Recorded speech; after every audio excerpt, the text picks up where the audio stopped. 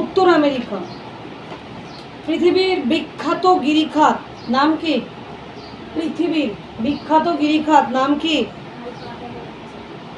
পৃথিবীর বিখ্যাত গিরিখাতের নাম কি? Grand canyon. বলো বলো, পৃথিবীর বিখ্যাত গিরিখাতের নাম কি? Grand canyon. পৃথিবীর বিখ্যাত জলপ্রপাতের নাম কি? নায়াগ্রা জলপ্রপাত।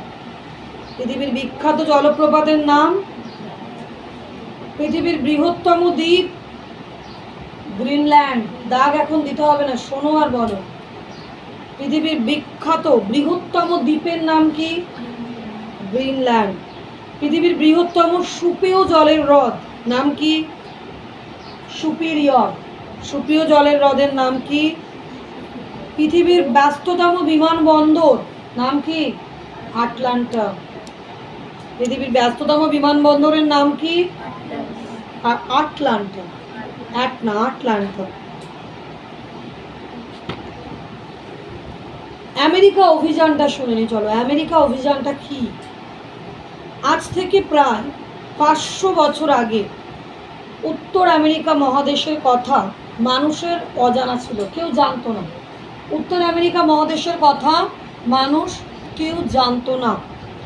1400 এবং 1500 খ্রিস্টাব্দে ইউরোপীয় অধিবাসীগণ নতুন দেশের সন্ধানে পৃথিবীর বিভিন্ন প্রান্তে অভিযান শুরু করে। কারা শুরু করে? ইউরোপীয় অধিবাসীগণ। কবে শুরু করে? 1400 থেকে 1500 খ্রিস্টাব্দে।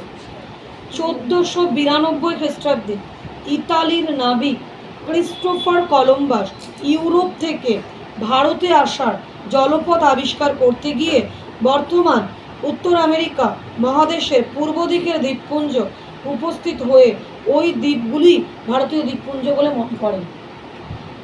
তাহলে কে? Christopher Columbus. কবে? 1492 খ্রিস্টাব্দে। ইউরোপ থেকে কোথায় আসছিল? ভারতে। ইউরোপ থেকে ভারতে আসার জলপথ আবিষ্কার করতে গিয়ে বর্তমান উত্তর আমেরিকা মহাদেশের পূর্ব দিকের যে দ্বীপপুঞ্জে যেই উপস্থিত হয়েছে ওই দ্বীপপুঞ্জগুলোকে তিনি ভারতীয় দ্বীপপুঞ্জ বলে মনে করেন। পরবর্তীকালে 1501 খ্রিস্টাব্দে আমেরিগো ভেসপুচি নামে এক পর্তুগিজ নাবিক, তাহলে প্রথমে কার কথা বললাম? Christopher Columbus. তারপরে 1501-এ কে এসছে? Amerigo Vespucci. তিনি কে ছিলেন? পর্তুগিজ নাবিক ছিলেন। পর্তুগিজ নাবিক। আর ক্রিস্টোফার কলম্বাস ছিল ইতালির নাবিক। ক্রিস্টোফার কলম্বাস ইতালির নাবিক আর আমেরিগো ভেসপুচি পর্তুগিজ নাবিক। কলম্বাসের পথ অনুসরণ করেছেন। কলম্বাস যেই পথে এসেছে সেই পথে অনুসরণ করে উত্তর আমেরিকা মহাদেশের মূল ভূখণ্ডে এসে উপস্থিত হন। কে এসলো? Amerigo Vespucci. মূল ভূখণ্ডে এসে উপস্থিত হয়। তখন তিনি অনুভব করেন এটা ভারতবর্ষ নয়, এটা একটা অজানা ভূখণ্ড। তিনি তার নিজের নাম অনুসারে এই মহাদেশের নামকরণ করেছিলেন আমেরিকা মহাদেশ। কার নাম অনুসারে হয়েছিল? Amerigo Vespucci. আমেরিগো ভেসপুচির নাম অনুসারে আমেরিকা মহাদেশের নামকরণ কবে করা হয়েছিল? তিনি কি নাবিক ছিলেন? পর্তুগিজ নাবিক ছিলেন। ঠিক আছে। কবে এসেছিল? 1501 খ্রিস্টাব্দে। কলম্বাসের পথ অনুসরণ করে উত্তর আমেরিকার মূল ভূখণ্ডে আসলেন এবং তিনি অনুভব করলেন যেটা ভারতবর্ষ নয়। তখন তিনি নিজের নাম অনুসারে সেই জায়গাটার নাম দিলেন আমেরিকা মহাদেশ। এইভাবে আমেরিকা অভিযান ফুলফিল হয়েছিল।